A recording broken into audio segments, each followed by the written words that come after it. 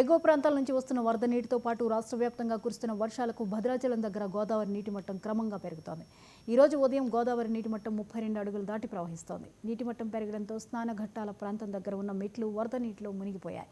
ఎగువ నుంచి వస్తున్న వరద నీటి గోదావరి నీటి మట్టం ఇంకా పెరిగే అవకాశం ఉందని అధికారులు తెలుపుతున్నారు. నీటి మట్టం 43 అడుగులు చేరితే మొదటి ప్రమాద హెచ్చరిక జారీ చేయనున్నారు అధికారులు.